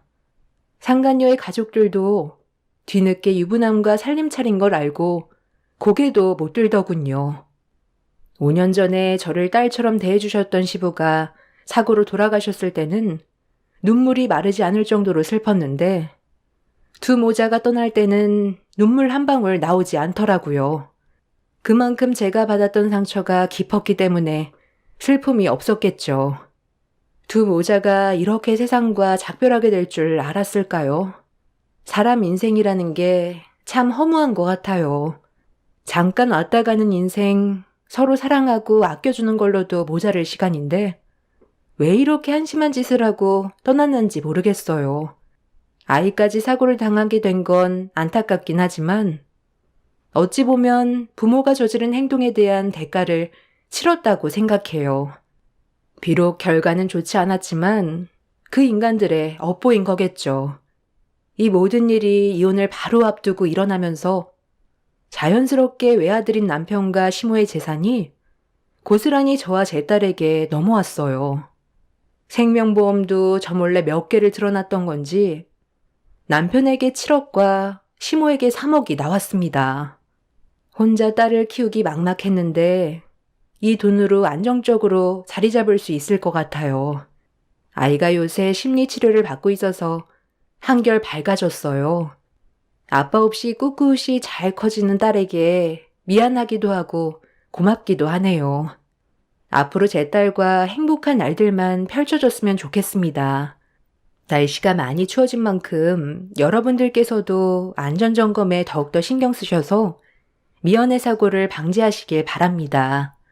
제 사연 들어주신 분들 감사합니다. 안녕하세요. 저는 몇 달 전 추석 연휴 때 선을 본 뒤에 충격적인 상황을 겪게 된 여자입니다. 이번 일로 인해 알게 된 건 세상이 참 좁다는 거였어요. 절대로 두 번 다시 만나고 싶지 않은 사람과 또다시 마주치게 되었거든요. 15년 전에 저는 사랑하는 사람을 만나 결혼을 하고 어여쁜 아이까지 가지게 되었었어요. 젊은 나이였지만 두려울 게 없었고 없이 시작한 만큼 열심히 살아왔었네요. 그런데 남편은 저와 결혼을 한 뒤부터 제가 그동안 알던 사람이 아닌 다른 모습들을 보여주기 시작했어요. 부족한 것들이 많은 만큼 저와 부딪히는 일들도 빈번히 발생했었죠. 지금 당신이 밖에서 친구들이랑 술 먹으며 놀 상황이야? 분유값 하나 사는 것도 손 떨릴 정도로 지금 우리 집안 사정이 얼마나 안 좋은지 당신도 잘 알고 있잖아. 언제까지 이런 식의 삶을 유지할 건데? 양가 부모님께 손 벌리는 것도 어느 정도이지. 내가 친구들이랑 자주 노는 것도 아니잖아. 그냥 술 몇 잔만 하고 오겠다는 건데 그걸 못하게 하냐? 그럼 나는 스트레스를 어디에다 풀라는 거야? 밖에서 치이고 집에 들어와서도 당신 잔소리에 내 숨이 너무 막힌다고. 일찍 들어올 테니까 먼저 자고 있어. 그리고 분유를 살 필요도 없는데 당신이 너무 빨리 젖이 말라버려서 쓸데없는 데에 돈이 나가는 거잖아. 그리고 우리 집안에 손 벌리는 걸 왜 당신이 참견하고 그래? 내가 알아서 할 테니까 당신은 애나 잘 보고 있어. 혼자 살 때는 충분히 그럴 수 있지만 지금은 전혀 다른 상황이잖아. 당신은 집안의 가장이야. 나랑 내 딸을 먹여 살릴 의무가 있는 거라고. 그런데 지금 우리 결혼하고 나서 회사를 몇 번이나 옮긴 거야? 오늘도 나랑 한마디 상의도 없이 퇴사해놓고 스트레스 풀러 나가겠다고? 그럼 집에 혼자 있는 나는? 통장 잔고가 맨날 바닥을 보이고 있는데 내가 받는 정신적 고통은 한 번이라도 생각해 봤어? 아빠가 됐으면 제발 정신 좀 차리고 집안을 키울 생각부터 하라고. 남편은 제 말을 전혀 들을 생각도 없었는지 더 이상 대꾸도 하지 않은 채 집 밖으로 뛰쳐나갔습니다. 아빠라는 사람이 저와 이제 막 세상 밖으로 나온 자기 자식을 지킬 생각은 하지 않고 친구들과 술을 먹으러 나간다는 게 이해할 수가 없었어요. 제대로 된 가정을 꾸리고 개인 생활을 한다면 누가 말리겠어요. 기본적인 것조차 하지 않는 남편의 무책임한 행동은 저에게 많은 실망감을 안겨주었고 결국 참아왔던 눈물과 후회가 밀려왔어요. 그리고 남편은 날이 가면 갈수록 자기 멋대로 하려는 행동이 말리면 말릴수록 점점 더 심해지기 시작했어요. 그래서 이 문제를 더 이상 참고 넘어가다간 저와 아이는 길바닥에 주저앉을 수도 있을지 모른다는 불안감 때문에 시모에게 제가 힘든 점을 얘기했어요. 둘이 좋다고 결혼할 때는 언제고? 이제 와서 힘들다고 투덜거리면 내가 도와주기라도 할 줄 알았어? 애까지 들쳐매고 여기까지 찾아와서 어쩌자는 건데? 돈을 보태주는 것도 하루 이틀이지. 나한테 돈을 맡겨놓은 것도 아니고 계속해서 도와달라고 하면 돈이 무한으로 나오니? 내가 그래서 뭐라고 그랬어? 충분히 여유 있을 때 결혼하라고 했었잖아? 어머님, 그 사람이 저한테 프로포즈할 때 그랬어요. 지금 당장은 많이 부족하지만 둘이 열심히 살다 보면 분명 자리 잡을 수 있는 날이 올 테고 앞으로 더욱더 좋아질 거라고 저에게 믿음을 줬었다고요. 그런데 그때 저에게 했던 말과 전혀 다른 모습을 보여주니까 저는 그게 답답할 뿐인 거예요. 어머님 손주랑 제가 힘들어하는데 이런 식으로 방치하실 건가요? 제발 그이가 정신 좀 차리고 가정에만 충실할 수 있도록 어머님이 도와주세요. 저희 사정 잘 아시잖아요. 대출 이자도 제때에 납부하지 못하고 카드값도 제대로 갚지 못하고 있는데 그 사람은 맨날 친구들과 술만 마시고 있다고요. 너희들이 선택한 길이니 나는 모르겠다. 차라리 너희 사돈어른께 도와달라고 하는 게 훨씬 더 빨리 처리되지 않겠니? 힘들게 시댁에 가서 도와달라고 시모에게 부탁을 했지만 전혀 대화가 통하지 않았어요. 저희 부모님께는 진작에 손을 벌렸었기 때문에 형편이 어려운 친정에 더는 피해를 주고 싶지 않았고 남편의 잘못된 행동을 저희 부모님이 감당해야 될 필요는 없다고 생각했었습니다. 시모가 금전적인 도움을 주지 않겠다며 몸을 돌리셨을 때 기분이 너무 좋지 않았었어요. 시모 아들이 집안의 가장 역할을 제대로 해내지 못하고 있는데 그에 따른 책임을 회피하는 게 저로서는 이해할 수가 없었어요. 옆에서 아무 말 없이 묵묵히 듣고 있던 시부도 도와달라고 부탁하는 저를 모른 척 하셨고, 이렇게 사는 건 아니라고 생각돼 차라리 그냥 이혼하겠다며 시댁에서 나오게 되었네요. 시모는 아무리 개차반 아들이라도 없는 것보다 달고 사는 게 도움이 된다며 제가 선택한 걸 물으지 말라고 반품은 절대 받아줄 수 없다는 충격적인 말을 꺼내셨어요. 결국 아무것도 얻지 못하고 집으로 돌아와 졸려서 칭얼거리는 아이를 재운 뒤 이혼 서류를 테이블 위에 올려두고 남편이 들어올 때까지 기다렸어요. 차라리 저희 부모님의 도움을 받고 제가 일을 하는 게 나을 거라 생각했었어요. 남편과 함께 살면서 더 이상의 기대는 조금도 남아있지 않았어요. 제대로 좀 살아보겠다고 발버둥 치는 저와 다르게 남편은 술에 잔뜩 취해서는 집으로 들어왔었죠. 눈에 초점도 없고 대화해봤자 제가 얻을 수 있는 건 상처밖에 없을 것 같아 그냥 방으로 들어와 버렸네요. 그런데 남편이 테이블에 놓인 이혼 서류를 확인했는지 거실에서 큰 소리로 저를 부르기 시작했어요. 깊이 잠에 빠진 아이가 잠에서 깰까봐 급하게 거실로 나가 조용히 좀 하라고 남편을 진정시키려 했지만 이미 이성을 잃어버린 상태였어요. 이혼 서류가 왜 여기에 있는 건데? 지금 나랑 끝내자는 거야? 우리 이제 막 시작했고 아직 자리 잡으려면 시간이 더 필요한 건데 그걸 못 참아서 이혼을 하자는 거야? 내가 받아주지 않을 거 당신이 알고 있잖아. 법적으로 소송 들어가면 어차피 당신이 패소하게 되어 있어. 가정을 부양하지 않는 당신과는 이혼이 성립된다고 그러던데? 벌써 그런 것까지 알아본 거야? 우리 아직 젊은 나이잖아. 시간적 여유가 많은 편인데 왜 이렇게 극단적인 선택을 하는 거야? 젊은 나이니까 흘러가는 대로 대충 살겠다는 거야? 그건 당신 혼자였을 때 얘기고 지금은 상황이 전혀 다르잖아. 젊은 나이인 만큼 시간 활용을 잘해서 우리 가정이 안정적인 삶으로 살아갈 수 있게 철저한 계획을 세워야 되는 거 아니야? 맨날 돈에 쪼들려서 불안에 떨고 있는 나는 안 보여? 왜 이렇게 이기적이야? 다음날 먹고 살아야 할 걱정을 왜 해야 되는 건데? 뭐 하나 진득하게 하는 것도 없잖아. 이러려고 나랑 결혼한 거야? 어차피 지금 당신이랑 대화해봤자 술에 취해서 얻을 것도 없으니까 그냥 들어가서 잠이나 퍼질러 자. 나중에 다시 얘기해. 이혼하겠다는 내 마음은 변하지 않을 거야.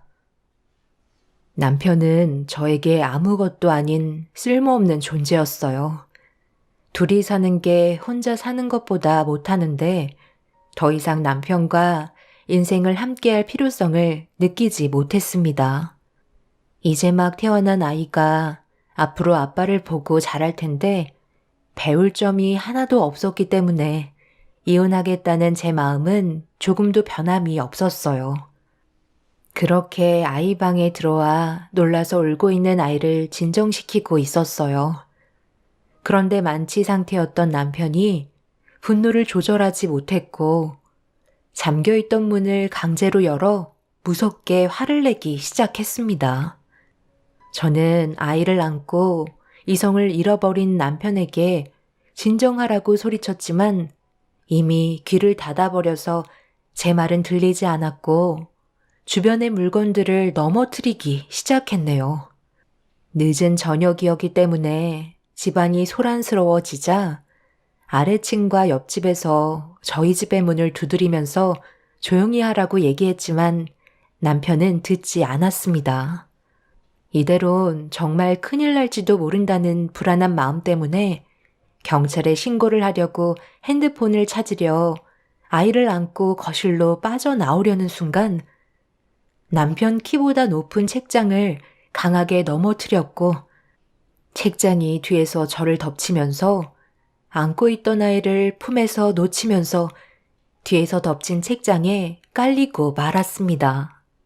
저도 순간적으로 기절을 했었는데 다시 정신을 차리고 눈을 떴을 때 제 옆에 있던 아이는 미동조차 없었네요. 비명을 지르면서 남편에게 저와 아이를 덮친 책장을 치워달라고 얘기했지만 도와주지 않은 채 밖으로 뛰쳐나가 버렸네요. 그리고 현관문 앞에 있던 주민들이 도와달라고 애원하는 목소리에 급하게 달려와 책장에서 저와 아이를 구출해 주었지만 문제는 아이가 조금도 움직이지 않고 있었어요. 저희를 구해주신 분은 주민분께 119에 신고 좀 해달라고 부탁을 한 뒤에 숨을 쉬지 않는 제 딸에게 심폐소생술을 하기 시작했네요. 하지만 구급차가 와서 응급실로 향하기 전에 이미 제 아이는 심정지 상태로 세상을 떠나고 말았습니다. 이 소식을 듣게 된 양가 부모님께서 병원으로 급하게 달려와 주셨지만 좋아질 수 있는 방법은 아무것도 얻을 수가 없었어요. 이런 문제로 남편은 오랜 시간 걸리지 않고 경찰에게 연행이 되었지만 저와 아이한테 했던 행동들에 대해서는 전혀 기억을 하지 못하고 있었네요.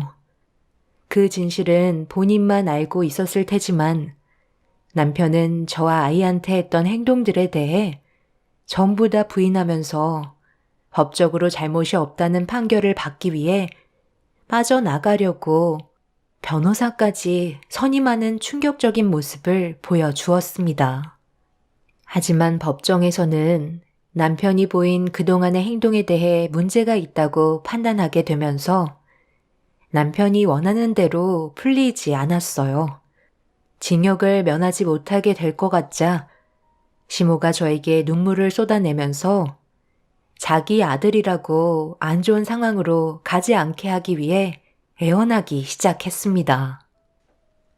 아이가 세상을 떠난 건 정말 사고였다. 내 아들이 그럴 만한 인물이 아니라는 거 너도 잘 알고 있잖아. 제발 부탁이다. 한 번만 기회를 줄 수 없겠니? 내 아들도 아이의 아빠였는데 얼마나 마음이 아팠겠어? 이렇게 부탁할게. 조용히 해결 보도록 하자. 자식을 잃은 저에게 어떻게 그런 말을 하실 수가 있으세요? 조용히 해결하자고요? 저번에 도와달라고 제가 애원했을 때는 거들떠도 안 보셨잖아요. 그런데 이제 와서 어머님 아들이라고 징역 보내는 건 싫으셔서 저에게 마음에도 없는 말을 늘어놓으시는 거예요? 잘못을 했으면 그에 따른 대가를 치러야 하는 건 당연한 거죠. 저 사람이 정상이었다면 지금처럼 이런 상황이 왔을까요? 본인이 만든 일들인데 누굴 탓하겠어요? 생각 없이 행동한 만큼 충분히 뉘우치고 세상 밖으로 나왔으면 좋겠네요. 평생 감옥에서 썩어도 그 인간은 정신 차릴 사람이 아니겠지만 조금은 뉘우치는 계기가 될 수 있겠죠. 오늘 이 시간 이후로 저희는 2번 다시 얼굴 볼 일 없었으면 좋겠어요. 합의는 절대 없으니 그런 줄 아세요. 남편은 결국 자신의 잘못된 행동에 대한 처벌을 받기 위해 3년의 징역 생활을 해야만 했어요. 그렇게 시댁 집안과의 인연을 마무리하게 되었습니다. 아이의 장례까지 모두 끝낸 뒤 저에게 남겨진 건 저희 가족이 함께 있던 추억만 남겨져 있었네요. 제 품에 안겨 있어야 할 아이가 세상을 떠났다는 충격과 아픔은 시간이 지나도 전혀 나아지지 않았어요. 그리고 삶에 대한 의미가 없어진 터라 더는 아무것도 할 수가 없었고 의욕도 사라져버려 한동안 집 밖으로 나오지도 않았네요. 부모님은 제가 받은 충격에서 회복이 될 때까지 뒤에서 묵묵히 기다려 주셨고 몇 년이 지나서야 조금씩 정상적인 생활을 할 수 있었습니다. 그렇게 아픈 마음을 꺼내지 않고 한쪽 구석으로 몰아낸 뒤에 묵묵히 홀로 살아가다 보니 어느새 15년이라는 시간이 흘러 버리고 말았네요. 과거의 좋지 않은 기억들 때문에 누군가와 만나 새 출발을 한다는 건 저에게 두려운 마음뿐이었고 홀로 지내는 게 현명한 선택이라고 생각하며 살아오고 있었어요. 하지만 공허한 마음의 외로움은 시간이 지나면 지날수록 저를 더욱더 힘들게 만들었습니다. 삶이 힘든 만큼 누군가에게 의지를 하고 싶었어요. 그런데 주말에 시간을 내어 부모님과 함께 외식을 하면서 이런저런 대화를 주고받던 도중 엄마는 동네 약국에 총각 하나가 있는데 나이대도 저와 비슷해서 다리를 놔줄 테니 선 한번 봤으면 좋겠다는 얘기를 갑자기 꺼내셨어요. 엄마의 돌발적인 부탁에 당황한 저는 생각 없다며 다른 쪽으로 화제를 전환했지만 엄마는 기회를 놓치지 않고 계속해서 밀어붙이며 선자리를 강행하셨어요. 아빠도 그 사람을 몇 번 봤었는데 성격 좋고 정말 괜찮은 사람 같다며 좋은 관계를 만들어가는 것도 나쁘지 않을 거라면서 엄마의 말을 옆에서 거들어주고 계셨네요. 엄마는 이왕 말 꺼낸 거 무라도 썰어봐야겠다고 생각하셨는지 갑자기 약국에 전화를 하셔서는 선자리를 잡았습니다. 약사라는 사람의 목소리가 수화기를 통해 들려왔는데 엄마와 꽤 친해 보이는 사이 같았어요. 약사는 선자리를 거절하지 않았고 정해준 날짜에 장소로 나가겠다며 적극적인 모습을 보여주었네요.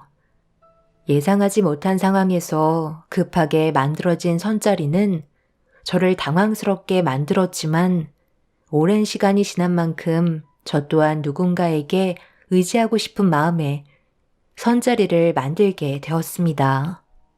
그런데 혼자서 약국을 운영해서 그런지 시간 약속 잡는 게 쉽지 않자 얼떨결에 공식 연휴인 추석 때 얼굴을 보기로 결정하게 되었네요. 그렇게 15년 만에 처음으로 이성을 만나는 자리에 나오게 된 저는 그 사람과 조심스럽게 대화를 주고받으면서 서로에 대해 조금씩 알아가며 진지한 대화를 이어나갔습니다. 저희 둘 다 40대인 만큼 단순하게 만나려고 선자리에 나온 게 아니라는 건 둘 다 잘 알고 있었어요. 그런데 대화가 생각보다 잘 통했고 저 또한 어느새 긴장이 풀려서는 마음 편히 그 사람을 대할 수 있었는데 갑자기 저에게 추석 연휴이고 부모님 집에 근처에 있다며 내친 김에 인사드리러 가면 좋겠다는 돌발 질문에 당황을 하고 말았습니다. 서로 얼굴을 본 지 몇 시간밖에 되지 않았었는데 인사를 드리러 가는 건 저에게 난감한 상황이었죠. 그런데 그 사람은 이미 저희 부모님과 인사도 나눴었고 그동안 좋은 관계 유지하며 잘 지내왔었기 때문에 저도 그 사람의 부모님께 인사드리러 가는 건 괜찮을 것 같다는 말을 꺼내었네요. 얼떨결에 그 사람의 부모님 집에 인사를 드리러 가게 되었고 집 마당에는 온 가족이 시끌벅적하게 떠들면서 명절을 즐기고 있었습니다.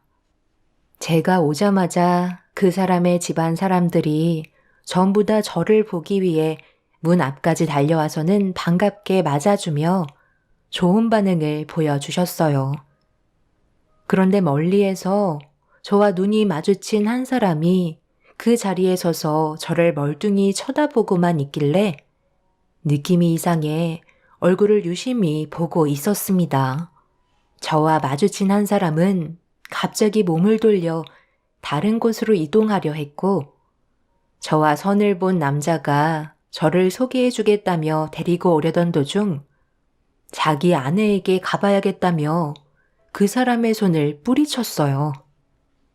갑작스러운 행동에 살짝 당황했는지 어색한 웃음을 보이면서 매형은 자기 누나밖에 모른다며 매형이라는 사람을 보내주었네요.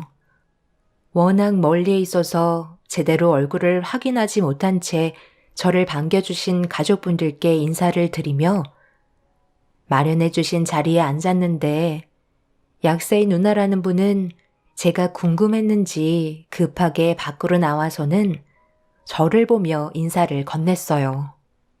그런데 멀리에서 계속 저를 바라보고 있는 한 남자에게 계속해서 시선이 가게 되었는데 약사의 아버님께서 멀리에서 저를 보고 있는 그 사람을 데리고 제 쪽으로 오고 있었네요. 억지로 끌려오고 있었는데 가까이 다가오는 모습에 저는 너무 놀란 나머지 고개를 돌릴 수밖에 없었습니다. 제 앞으로 다가온 사람은 15년 전 제 아이를 세상 떠나게 만든 전 남편이었어요.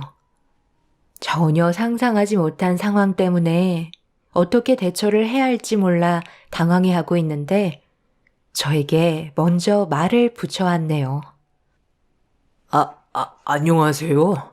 처음 뵙겠습니다. 오늘 처남이 선 보러 간다고 했지만 이렇게까지 전개가 빨라질 줄 몰랐네요. 매형도 우리 누나 보자마자 첫눈에 반했다고 그날 바로 인사드리러 왔었잖아요. 그래서 지금까지 잘 살고 있는데 저라고 안 그럴 이유 있어요? 저도 선짜리 봐준다고 하시길래 그냥 인사치레인 줄 알았는데 정말 이렇게 자리를 만들어 주실지 몰랐어요. 그런데 저는 이번 선자리에 나간 게 정말 잘 됐다고 생각해요. 경희 씨를 보자마자 첫눈에 반했다니까요.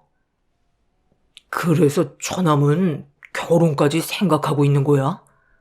너무 급하면 체하기 마련이지. 뭐든 천천히 결정하는 게 좋아. 그런 매형은 우리 누나랑 급하게 결혼해서 후회하신다는 거예요?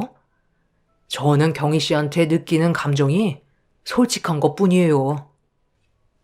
그래, 그건 나쁘지 않은데 뭐든 신중해서 나쁘지 않다는 거지. 내가 언제 처남 의견을 반대한 적이 있었어? 경희 씨라고 했나요? 경희 씨는 좋으시겠어요?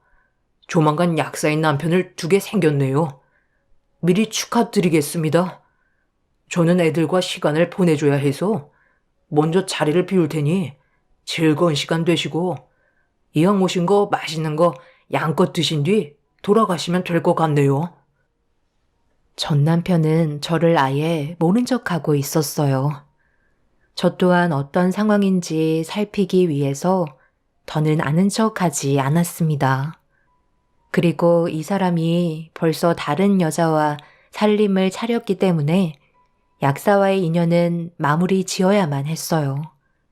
그런데 약사는 부모님께 결혼을 서둘러 하고 싶다며 적극적인 마음을 표현하고 있었네요.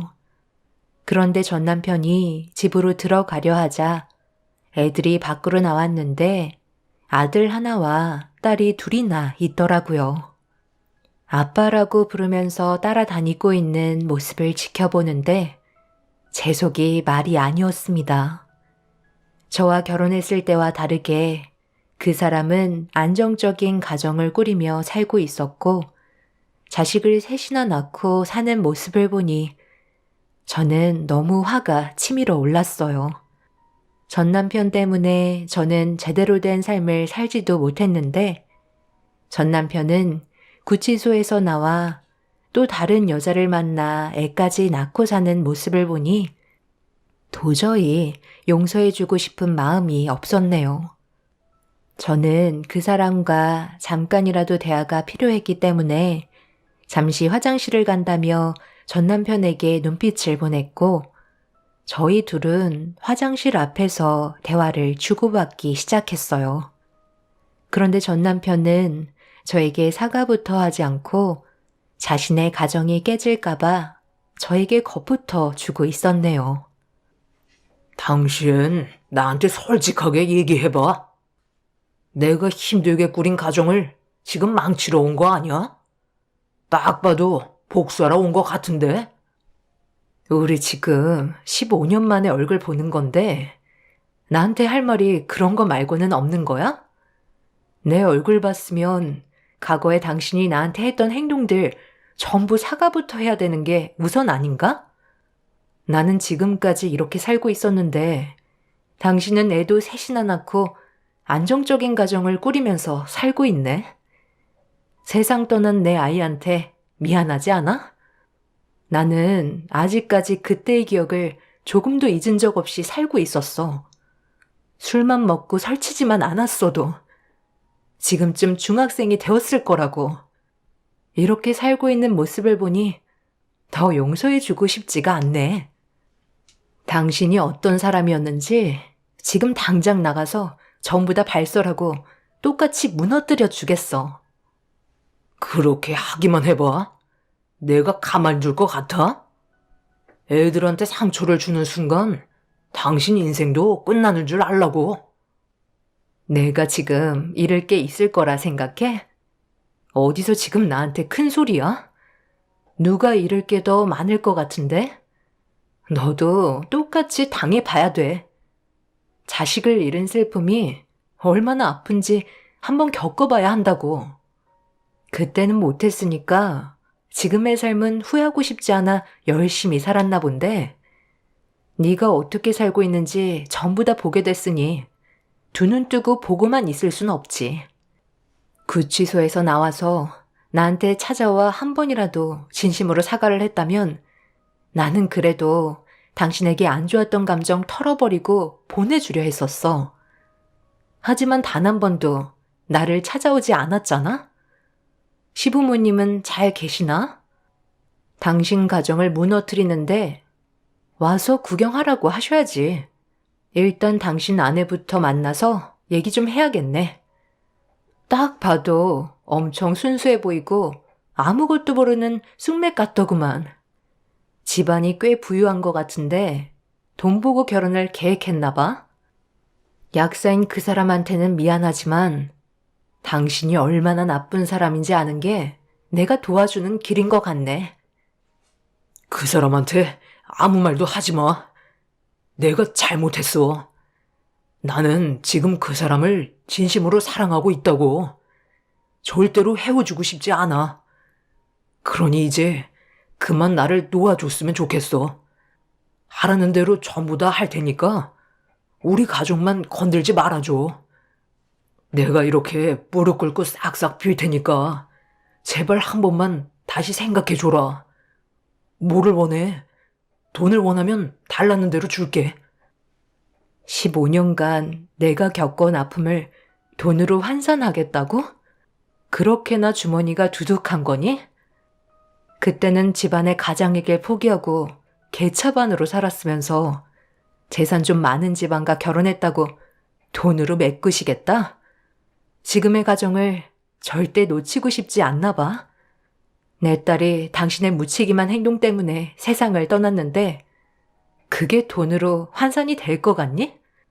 나는 당신을 절대로 용서하지 않을 거야. 제가 밖으로 나가려 하자 남편은 저를 붙잡으며 눈물을 흘리면서 현재의 가정을 놓치고 싶어 하지 않았어요.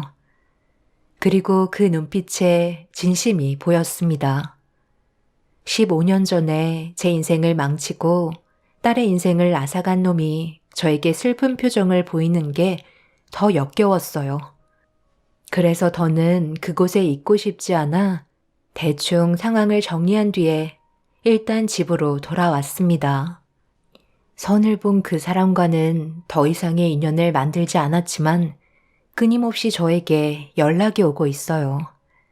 저에게 찾아온 복수의 기회를 어떻게 처리해야 할지 지금까지 고민을 하고 있는 중입니다. 부모님께도 이 사실을 알리지 않았어요. 분명 엄청난 상처와 아픔이 뒤따를 게 뻔한데 굳이 알릴 필요는 없다고 생각합니다. 전 남편은 제가 받아온 그동안의 세월에 대한 고통의 대가로 5억을 주겠다며 돈으로 제 입을 막으려 하고 있어요. 하지만 저는 아직까지 그렇다 할 답변을 주지 않고 있는 중입니다. 이 사실을 시부모님까지 알게 되면서 시모까지 저에게 따로 찾아와서는 전 남편이 주는 5억을 받고 조용히 사라졌으면 좋겠다고 간절히 부탁을 하고 있네요. 저에게 그런 큰 돈을 줄 만큼 그 집안이 잘 사는지 그건 잘 모르겠지만 전 남편의 행동을 보면 지금의 가정은 절대로 깨고 싶지 않다는 의지가 확실하게 보이긴 하네요. 제가 어떻게 처신하면 좋을까요? 그 집안을 무너뜨려야 제 속이 후련할까요? 세상 떠난 딸이 오늘따라 너무 보고 싶네요. 여러분들의 현명한 의견 기다리겠습니다. 감사합니다.